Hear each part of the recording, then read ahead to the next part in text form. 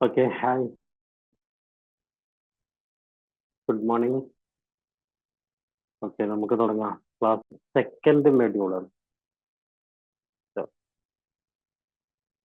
അപ്പോൾ അറബി ലിറ്ററേച്ചറിലേക്കുള്ള ഇൻട്രൊഡക്ഷൻ. ഇതൊരു ഒരു പ്രധാന ഭാഗമാണ്. ഈ ഒരു മൊഡ്യൂളിൽ പ്രധാനപ്പെട്ട കുറെ കാര്യങ്ങൾ വരുന്നുണ്ട്. നമ്മൾ ശരിക്കും എന്ത് ചെയ്യണം, മനസ്സിലാക്കുന്നു. Okay, first origin of Arabic literature. അറബി സാഹിത്യത്തിന്റെ ഒറിജിനെ കുറിച്ച്, ഉത്ഭവത്തെ കുറിച്ചാണ് ഇവിടെ പറയുന്നത്. Origin of Arabic literature. അറബി സാഹിത്യത്തിന്റെ ഉത്ഭവം എന്താണ്? Literature is the mirror of A particular culture and society. The Arab literature has been divided following the period of various literary productions that they have made in different periods. Literature, സാഹിത്യം എന്ന് പറഞ്ഞാൽ ഒരു പ്രത്യേക society, സമൂഹത്തിന്റെ, അതേപോലെ അവരുടെ culture, സംസ്കാരത്തിന്റെ ഒരു കണ്ണാടിയാണെന്ന് പറയുന്നത്. അത്രയ്ക്കും ഒരു സൊസൈറ്റിയെ, അവരുടെ സംസ്കാരത്തെ തുറന്നു കാണിക്കുന്ന ഒരു പ്രധാനപ്പെട്ട ഒരു സംഭവം, വസ്തുതയാണ് ലിറ്ററേച്ചർ, സാഹിത്യം എന്ന് പറഞ്ഞാൽ. The Arab literature has been divided following the period of various literary productions that they have made in different periods. Arabian സാഹിത്യം എന്ന് പറഞ്ഞാൽ അതിനെ ഡിവൈഡ് ചെയ്തിരിക്കുന്നു. ആ കാലങ്ങളിൽ ഉണ്ടായിട്ടുള്ള സാഹിത്യ കൃതികൾ, സാഹിതീയ സംഭാവനകളെ അടിസ്ഥാനപ്പെടുത്തിക്കൊണ്ട്, അത് വ്യത്യസ്തമായ പീരീഡ്സിൽ ഉണ്ടാക്കിയത് അല്ലെങ്കിൽ വന്നതാണ്. അങ്ങനെയുള്ള സാഹിത്യ സൃഷ്ടികളെ അടിസ്ഥാനമാക്കിക്കൊണ്ടാണ് അറേബ്യൻ സാഹിത്യത്തെ വിഭജിച്ചിരിക്കുന്നത്. പിന്നെന്താ പറയുന്നത്? Literature is termed as adab in Arabic. അറബിയിലെ ലിറ്ററേച്ചർ, സാഹിത്യത്തെ അടയാളപ്പെടുത്തുന്ന വാക്ക് എന്താണ്? അദബ്. അദബ് എന്നാണ് പറയുന്നത്. അദബ്. ലിറ്ററേച്ചർ, സാഹിത്യം എന്ന് പറഞ്ഞാൽ അദബ് എന്നാണ് അറബിയിൽ. Okay. Its original meaning was the feast maker or the feast or the moral goodness. അതിന്റെ യഥാർത്ഥമായ മീനിങ് എന്താന്ന് വെച്ചാൽ അതിനെന്താ വിളിക്കുക? ഫീസ്റ്റ് മേക്കർ എന്ന് വിളിക്കും, ഫീസ്റ്റ് എന്ന് വിളിക്കും, അല്ലെങ്കിൽ ദ മോറൽ ഗുഡ്നെസ് എന്ന് പറഞ്ഞാലൊക്കെ എന്താണ്? ഒരു നല്ല ധാർമ്മിക വശം ഉണ്ടാകുക, ഒരു നന്മ ഉണ്ടാകുക, ഒരു നല്ല കാര്യം എന്നൊക്കെയാണ് അതിന്റെ ഒറിജിനൽ മീനിങ്. എന്ന് വെച്ചാൽ സാഹിത്യം എന്തായാലും അത് ഒരു സമൂഹത്തിന്, ഒരു ജനതയ്ക്ക് നന്മയ്ക്ക് വേണ്ടി അല്ലെങ്കിൽ നന്മ ഉണ്ടാക്കുന്ന കാര്യങ്ങളാണല്ലോ സാഹിത്യത്തിൽ ഉണ്ടാവുക. ആ അർത്ഥത്തിലാണ്. പിന്നെ it acquired the meaning of education, whether it was secular or religious in the Umayyad period. അതിന് ഒരു എഡ്യൂക്കേഷൻ എന്ന തരത്തിൽ മീനിങ് കൈവന്നിട്ടുള്ളത് ഉമവി പീരീഡിലാണ്. അത് മതേതരത്വം അല്ലെങ്കിൽ മതപരമായ കാര്യങ്ങൾ എന്താവട്ടെ, ആ ഒരു തലത്തിൽ ആളുകൾക്ക് വിദ്യ നൽകുന്നൊരു വിദ്യാഭ്യാസവുമായി ബന്ധപ്പെട്ട ഒരു അർത്ഥതലം അതിന് വന്നത് ഉമവി കാലഘട്ടത്തിലാണ്. From the Abbasid period, it got the specific narrow meaning of the literary product or the literature as a whole. അബ്ബാസി കാലഘട്ടം മുതൽ അതിന് ഒരു നാരോ മീനിങ്, ഏതിന്റെ? സാഹിത്യ സൃഷ്ടികളുമായി ബന്ധപ്പെട്ട പ്രത്യേകമായൊരു മീനിങ്, അല്ലെങ്കിൽ സാഹിത്യം മുഴുവനായിട്ടും എന്ത് ചെയ്തു? അറിയപ്പെട്ടു അബ്ബാസി കാലഘട്ടത്തിൽ. സാഹിത്യത്തിന്റെ അതിന് പ്രത്യേകമായൊരു അർത്ഥതലം തന്നെ കൈവന്നത് എവിടെയാണ്? അബ്ബാസിയ പീരീഡിലാണ്. The Prophet himself used the word adab to denote moral teaching or training. പ്രവാചകർ സ്വന്തമായിട്ട് തന്നെ അറബ് എന്ന വാക്കിനെ യൂസ് ചെയ്തത് എന്തിനു വേണ്ടിയാ? To denote moral teaching or training. ധാർമ്മിക അധ്യാപനം, ധാർമ്മികമായ അധ്യാപനത്തിനുള്ളത് എന്ന രൂപത്തിലാണ് അദബിനെ പ്രവാചകർ സല്ലല്ലാഹു അലൈഹി വസല്ലം ഉപയോഗിച്ചത്. Literature may have been named so as it is the substitute of an educated or morally high person in this society.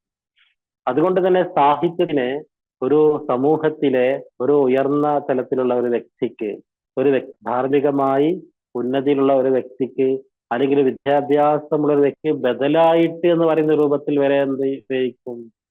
ലിറ്ററേച്ചറിനെ ഉപയോഗിക്കുന്നു. അത്രയും സ്ഥാനമുണ്ട്. നെക്സ്റ്റ് പേര. The origin of Arabic literature could be traced back to the pre-Islamic poetry of Arabs, which was a reflection of tribal and nomadic life. അപ്പോ Arabian സാഹിത്യത്തിന്റെ ഉത്ഭവത്തെ കുറിച്ച് പറയുമ്പോൾ നമ്മൾ കുറച്ച് പിറകിലേക്ക് പോകുന്നു. അതായത് ഇസ്ലാമിക് പോയട്രി ഓഫ് അറബ്, അറബികളുടെ ഇസ്ലാമിക കാലഘട്ടത്തിന് മുമ്പുള്ള കവിതകൾ, which was A reflection of Arab tribal and nomadic life. Tribal nomadic ഏകദേശം ഒരു സിനോണിം രൂപത്തിൽ വരുന്ന വാക്കുകൾ. അതായത് അറബികളുടെ ജീവിതത്തിൽ ആ ഒരു നാടോടികളെ ആ ജീവിത രീതിയായിരുന്നല്ലോ, അതിനെ റിഫ്ലക്ട് ചെയ്യുന്ന, പ്രതിഫലിപ്പിക്കുന്ന രൂപത്തിലുള്ള, അതിനെക്കുറിച്ച് പറയുന്ന, അറിയിക്കുന്ന ഇസ്ലാമിക് പോയട്രി അതുണ്ട്. ശേഷം and the Quran which acted as the beak of the subsequent work in various areas of literature. പിന്നെ ഇസ്ലാമിക് ഏജിലേക്ക് വന്നപ്പോൾ ഖുറാൻ, ഹോളി ഖുറാൻ വന്നു. അതായി പിന്നെ എല്ലാത്തരം വ്യത്യസ്തമായിട്ടൊരു വലിയൊരു പന്തമായിട്ടൊരു വലിയൊരു പ്രതീകമായിട്ട് പിന്നെ ഖുറാൻ വന്നു. The literature of pre Islamic literature was of oral tradition. ഇതൊരു പ്രധാന പോയിന്റാണ്. The literature of pre Islamic literature. Pre ഇസ്ലാമിക്കിന് മുമ്പ്, ഇസ്ലാമിക കാലഘട്ടത്തിന് മുമ്പുള്ള സാഹിത്യം എന്ന് പറഞ്ഞാൽ അത് ഓർക്കുന്നു വാമൊഴി എന്ന് പറയുന്നു. അതായത് അന്ന് എഴുത്ത് രീതി ഇല്ല, വാമൊഴി വരമൊഴി എന്റെ ഉണ്ടല്ലോ. അപ്പോ വെറും പറയുക, കവിതകൾ പാടുക, പ്രസംഗിക്കുക, ആ രൂപത്തിലുള്ള രൂപമായിരുന്നു ഇസ്ലാമിക് ഏജിന് മുമ്പുള്ള കാലം. Although the final decades of the 6th century saw the beginning of tradition by two important compilations of the Mu'allaqat and the Mufawwaliyat. എന്നാൽ 6ാം നൂറ്റാണ്ടിന്റെ അവസാന കാലഘട്ടങ്ങളിൽ, അതായത് 6ാം നൂറ്റാണ്ടിന്റെ അന്ത്യത്തോടെ എന്ത് വന്നു? ട്രഡീഷൻ വന്നു. രണ്ട് പ്രധാനപ്പെട്ട സൃഷ്ടികൾ, ഒന്ന് രണ്ട് മുഫവ്വലിയാത്ത്, മുഅല്ലഖ, മുഫവ്വലിയാത്ത്, രണ്ട് കവിതാ സമാഹാരങ്ങളാണ്. വിശദമായിട്ട് പിന്നീട് പറയും. The Quran, however, contains both forms of prose and poetry. ഖുറാൻ അതിലെ പ്രോസ് രൂപത്തിലുമുണ്ട്, പോയട്രി രൂപത്തിലും ആണെന്ന് നമുക്ക് പറയാം. ആ രൂപത്തിലാണ് ഖുറാനിന്റെ ശൈലിയുള്ളത്. It is regarded apart from these two classifications as it is held with an expanded position as divine revelation and could not be completed with by any literary expression.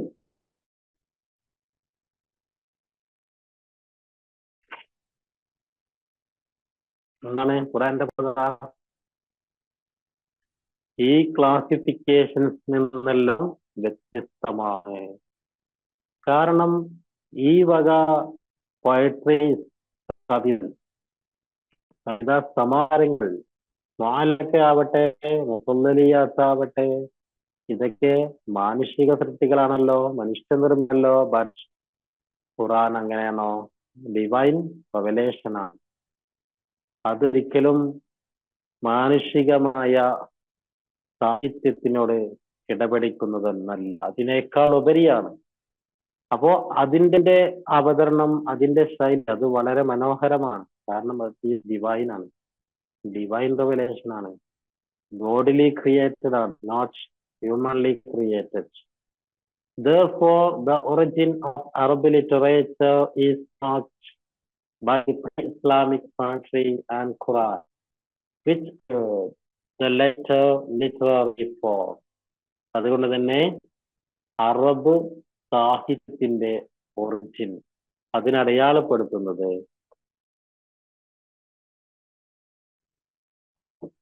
Pre Islamic പോയട്രിയും ഖുർആനുമാകുന്നു. Which ushered the later literary form. അതാണ് പിന്നീടുള്ള സാഹിത്യ രൂപങ്ങളെല്ലാം കൊണ്ടുവന്നത്. ഖുർആൻ അവതീർണമായതോടുകൂടി ആ സാഹിത്യത്തിന്റെ, അറബി സാഹിത്യത്തിന്റെ ഭംഗി തന്നെ ആകെ മാറിപ്പോയി. അത് വല്ലാത്തൊരു വരവായിരുന്നു. വിശുദ്ധ ഖുർആനാണ് ഏറ്റവും വലിയ സാഹിത്യകൃതി പരിശുദ്ധമായ ഖുർആൻ ശരീഫാണ്. അതിനോട് കിടപിടിക്കുന്ന ഒന്നുമില്ല. അറിയാലോ, മനുഷ്യരെത്ര ഉണ്ടാക്കിയാൽ എത്ര വരും നമുക്കറിയാലോ. അപ്പൊ പിന്നെ ഗോഡ് ക്രിയേഷനും മാൻ ക്രിയേഷനും ടോട്ടലി ഡിഫറെന്റ് ആണ്. Okay, next. അപ്പോ ഇവിടെ നമ്മൾ പറഞ്ഞത് ഇപ്പൊ എന്താണ്? ചുരുക്കി പറഞ്ഞാൽ അറബി സാഹിത്യത്തിന്റെ ഉത്ഭവത്തെ കുറിച്ചാണ് പറഞ്ഞത്. അറബി സാഹിത്യം, അത് സാഹിത്യത്തിന് അറബിയില് അറബ് എന്നാണ് പറയുക. അതിന്റെ ഒറിജിനൽ മീനിങ് എന്താണ്? മോറൽ ഗുഡ്നെസ് എന്നാണ്. പ്രവാചകർ ഉപയോഗിച്ച വാക്ക് എന്ത് ചെയ്തു? അദബ് എന്ന വാക്ക് ഉപയോഗിച്ചു. അത് എന്തിനെ ഡിനോട്ട് ചെയ്യാനാണ്? Moral teaching. അത് മനസ്സിലാക്കാം. ടു ഡിനോട്ട് മോറൽ ടീച്ചിങ്, അതിനു വേണ്ടിയാണ് അദബ് ഉപയോഗിച്ചത്. പിന്നെ പ്രീ ഇസ്ലാമിക് പോയട്രിയും പിന്നെ ഖുർആനും രണ്ട് പ്രധാന ഘടകങ്ങൾ. അറബി സാഹിത്യത്തിന്റെ ഗതി തന്നെ നിർണയിച്ച രണ്ട് സംഹിതകളാണ് ഇവ. ഈ പ്രീ ഇസ്ലാമിക് പോയട്രിയിൽ വരുന്നതാണ് പ്രധാനപ്പെട്ട രണ്ടെണ്ണം. അതേതാണ്? മുഅല്ലഖാത്തും മുഫദ്ദലിയാത്തും ആകുന്നു. Okay, next, series of Arabic literature. അറബി സാഹിത്യത്തിന്റെ വ്യത്യസ്തമായ period, കാലഘട്ടങ്ങൾ.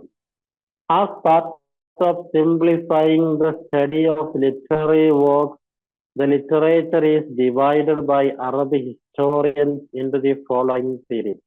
As Arabic poetry and limited forms of Arabic prose have been originated before the revelation of the Quran, the period before the Prophet is important in Arabic literature.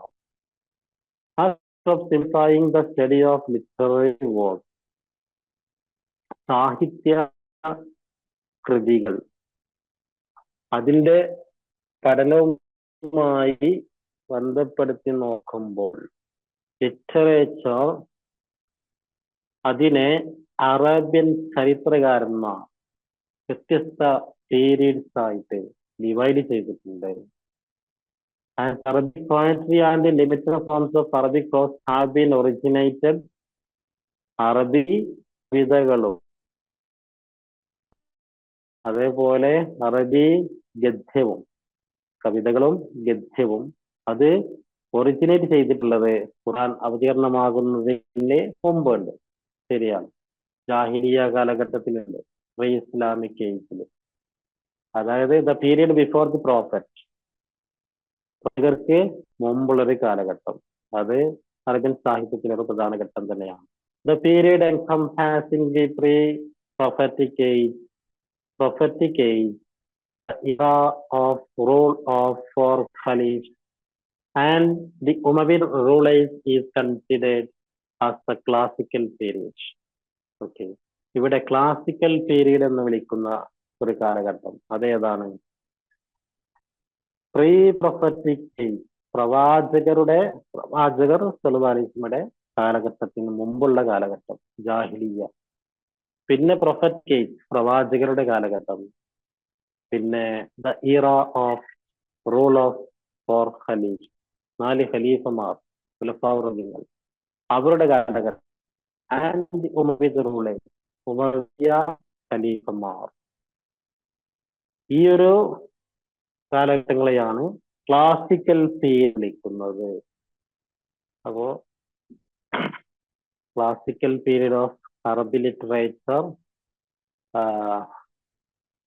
known as the pre-prophetic age, encompassing pre-prophetic age, prophetic age, the era of rule of four caliphs and the Umayyad rulers. Okay.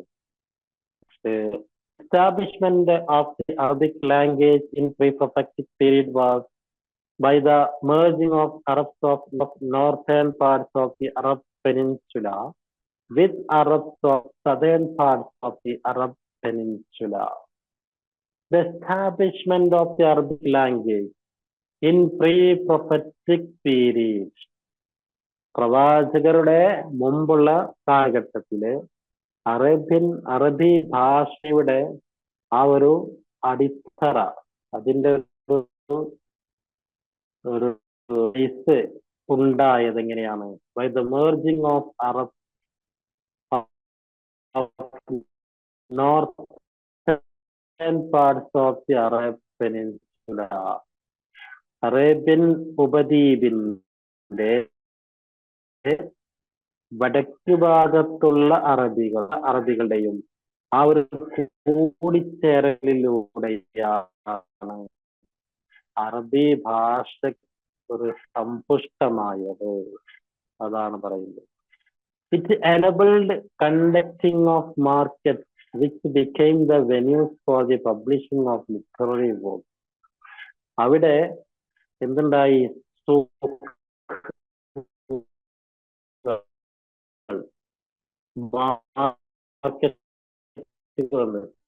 ചന്തകളുണ്ടായിരുന്നു.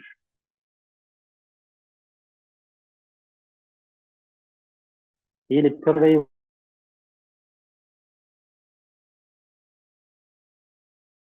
വർക്കുകളുടെ,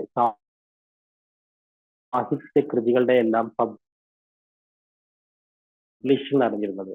Alliance and relations with the foreign countries and being familiar with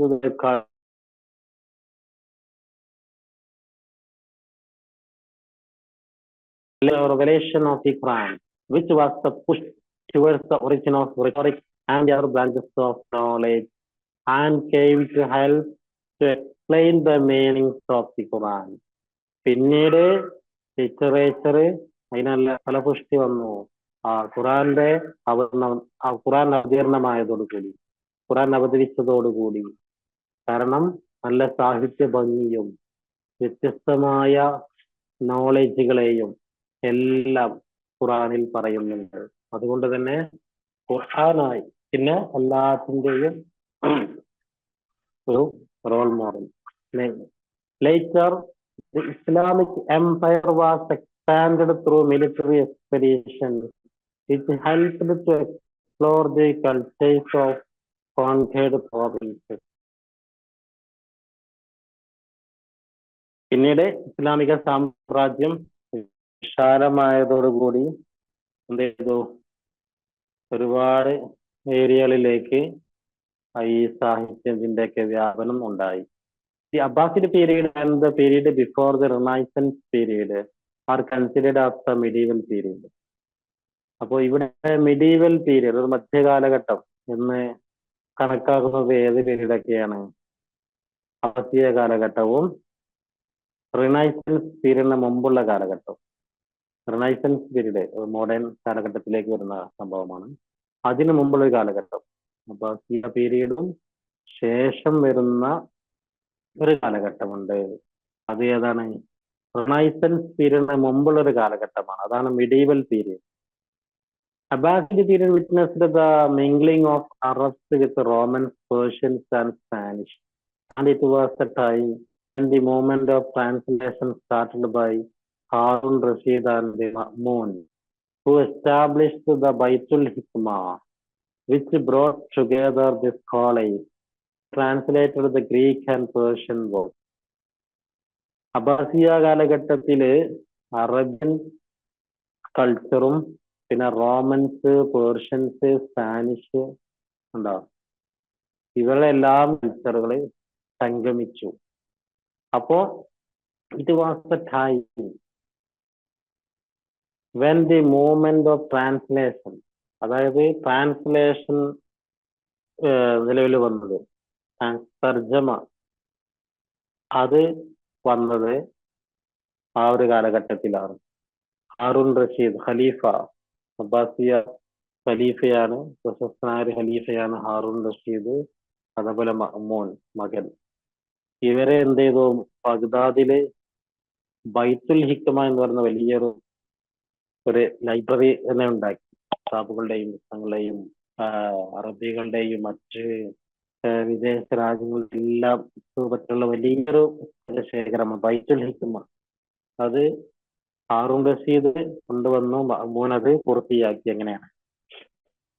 അങ്ങനെ വലിയ scholars വന്നു അവിടെ ഒരുമിച്ച്, പണ്ഡിതന്മാര്. അവർ Greek, Persian അതിലെ രചനകളെല്ലാം translation ചെയ്തു. അങ്ങനെ വലിയൊരു വൈജ്ഞാനിക സ്ഫോടനം തന്നെ ഉണ്ടായി ആ ഒരു കാലഘട്ടം. The period after the conquest of Napoleon in Egypt was the Renaissance period in Arabic literature. അറബി സാഹിത്യത്തിൽ റിനൈസൻസ് പീരീഡ്, നവോത്ഥാന കാലഘട്ടം എന്ന് പറയുന്ന ഏത് കാലഘട്ടമാണ്?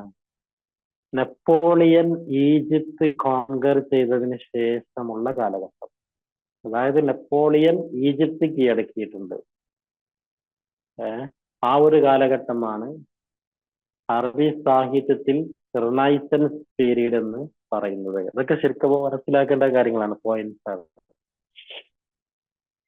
By Renaissance, the Arabic literature got a new birth, by which it began to compete with the world literature and contemporary trends in literature, and the new forms of poetry helped the Arabic poem to come out of its classical tradition, which was out of the hold of many aspirants of modern literature. ഈ റിനൈസൻസിന്റെ വരവോടുകൂടി, നവോത്ഥാനത്തിന്റെ വരവോടുകൂടി Arabian സാഹിത്യത്തിനൊരു പുതുജന്മം തന്നെ ഉണ്ടായി എന്നാണ്. കാരണം മറ്റ് ലോക തലത്തിലുള്ള സാഹിത്യങ്ങളോട് മത്സരിക്കാനും അവരുടെ സാഹിത്യങ്ങളുള്ള ട്രെൻഡ്, ആ ട്രെൻഡ് അനുസരിച്ച് പുതിയ രൂപങ്ങൾ, പുതിയ കവിതാ രൂപങ്ങൾ അതൊക്കെ വന്നു. അതൊക്കെ അറബി കവിതകളിൽ മാറ്റമുണ്ടാക്കി. ഫ്രീവൈസ്, സ്വതന്ത്ര കവിതകളുണ്ടായി. സാധാരണ ട്രഡീഷണൽ പോയംസിന്റെ സ്ഥാനത്ത് ഫ്രീവൈസസ്, ഷിറുൽ ഹുർ, അങ്ങനെ പുതിയ പുതിയ രൂപങ്ങളൊക്കെ അറബിയിലേക്കും കടന്നു വന്നു. ഇനി പ്രധാന ടൈറ്റില് ക്ലാസിക്കൽ പീരിയഡ്. എന്താണ് ക്ലാസിക്കൽ പീരിയഡ്? നേരത്തെ നമ്മൾ പറഞ്ഞിട്ടുണ്ട് ക്ലാസിക്കൽ പീരിയഡ് എന്താണെന്ന്. ഓരോ പീരീഡിന്റെയും പ്രത്യേകമായി മനസ്സിലാക്കിയാൽ വളരെ എളുപ്പമായിരിക്കും. ഏതാണ് ക്ലാസിക്കൽ, ഏതാണ് മെഡീവൽ പീരീഡ്, ഏതാണ് റിനൈസൻസ് പീരീഡ്, ഇത് നമ്മൾ ശരിക്കും മനസ്സിലാക്കി വെച്ചാൽ ആ കാലഘട്ടം ശരിക്കും നമ്മുടെ മനസ്സിലുണ്ടാകും. അപ്പൊ അതിനനുസരിച്ച് നമുക്ക് എന്ത് ചെയ്യാം, അത് ക്ലിയർ ആയി ചെയ്താൽ മതി. The classical period. The classical period comprises the prophetic Caliphate and Umayyad period. ഉണ്ടോ? ക്ലാസിക്കൽ പീരീഡ് ഏതൊക്കെ പീരീഡുകൾ കൂടിച്ചേർന്നതാണ്? പ്രീ പ്രൊഫറ്റിക് പീരീഡ്, പ്രവാചകർക്ക് മുമ്പുള്ള കാലഘട്ടം, അതായത് ജാഹിലിയ്യ കാലഘട്ടം. പിന്നെ പ്രൊഫറ്റിക്, പ്രവാചകരുടെ കാലഘട്ടം. പിന്നെ ഖലീഫേറ്റ്, ഖലീഫമാരുടെ കാലഘട്ടം. പിന്നെ ഉമ്മവിയ്യ കാലഘട്ടം. ഇതെല്ലാം ചേർന്നതാണ് ക്ലാസിക്കൽ പീരീഡ് എന്ന് പറയുന്നത്. ദ പ്രീ പ്രൊഫറ്റിക് പീരീഡ് ഇനി എന്താണെന്ന് ഓരോന്നും ശരിക്ക് പറയുന്നുണ്ട്, ശ്രദ്ധിക്കുക. ദ പ്രീ പ്രൊഫറ്റിക് പീരീഡ് എന്താണ്? പ്രവാചകർക്ക് മുമ്പുള്ള കാലഘട്ടം. The literature of this period according to the earliest poetry that has come down to us spans about 154 year of Prophet Muhammad called to Prophet in 610 AD. എന്ന് പറയുന്നത് ഏതാണ് കാലഘട്ടം? 710 മുമ്പ്, AD 610-11, ആ കാലഘട്ടമാണ് ഇസ്ലാമിക കാലഘട്ടം. പ്രവാചകരുടെ നുബുവത്ത് ലഭിച്ച ഇസ്ലാമിന്റെ തുടക്ക കാലഘട്ടം. അതിന് മുമ്പ് വരുന്ന ഏകദേശം 150 ഇയേഴ്സ്, 150 വർഷങ്ങൾ. പ്രവാചകരുടെ നുബുവത്തിന്റെ മുമ്പുള്ള, ഇസ്ലാമിക ആരംഭത്തിന്റെ മുമ്പുള്ള 150 വർഷങ്ങളാണ് ശരിക്ക് പ്രീ പ്രൊഫറ്റിക് പീരീഡ് എന്ന് അറിയപ്പെടുന്നത്.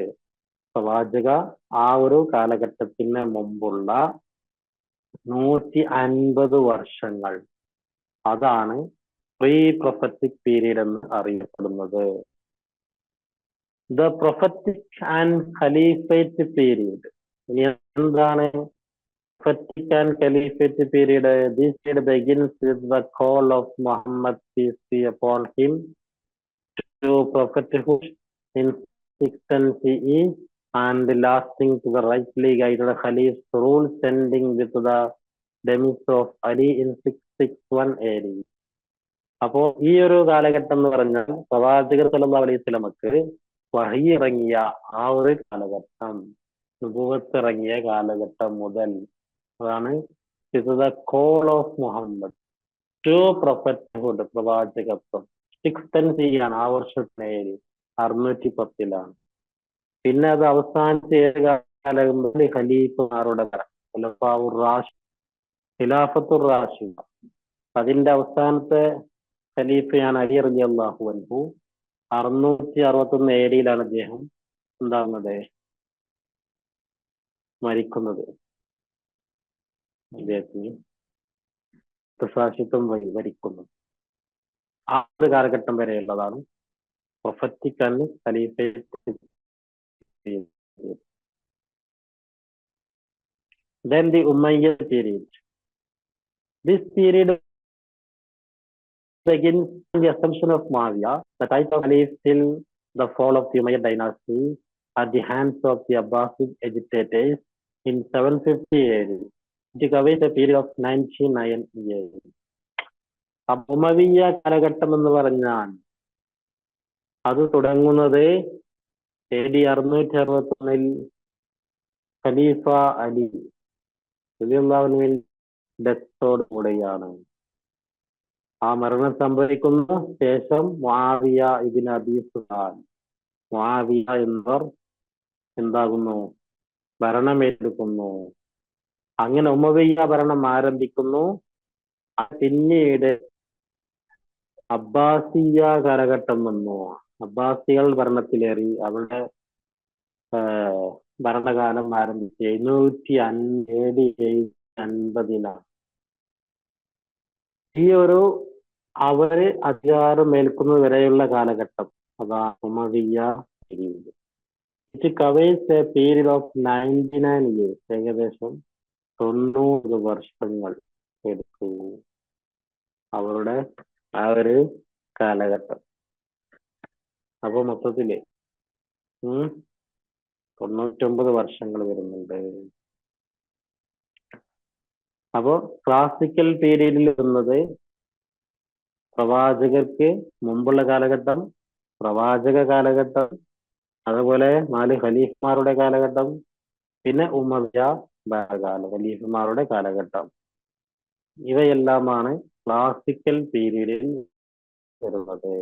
അതായത് ഇസ്ലാമിന്റെ തുടക്കകാലം എന്ന് ആലോചിച്ചാൽ മതി. വന്ന ഉടനെ അതായത് നിരുദ്ധകാലം, നിരുദ്ധങ്ങൾക്ക് ശേഷം ആര് വന്നു? 4 ഖലീഫമാർ വന്നു. പിന്നെ ആരാ വന്നത്? ഉമവിയ്യ ഖിലാഫത്താണ്. ഈ ഭരണകാലമാണ് ക്ലാസിക്കൽ പീരീഡ് എന്ന് അറിയപ്പെടുന്നത്.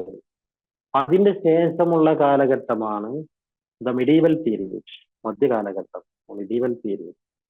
It comprises the Abbasi Ottoman periods and periods of the rule of several dynasties. Abbasian dynasty is one of the longest dynasties in the history of the Muslim world in the medieval period. Beginning from 650 AD, it covers many centuries and ends with the Mongol invasion of the Caliphate in 1258 AD. അപ്പോ അബ്ബാസികൾ, Ottoman ഭരണാധികാരികൾ, ഇവരുടെ എല്ലാം ഭരണ വരുന്ന, അതുപോലെ മറ്റു ചില ചെറിയ ഭരണകൂടങ്ങൾ, ഇതെല്ലാം കൂടി ചേർന്നതാണ് മിഡീവൽ പീരീഡ്. Medieval period. പിന്നെ അബ്ബാസിയ ഭരണകാലം, അതാണ്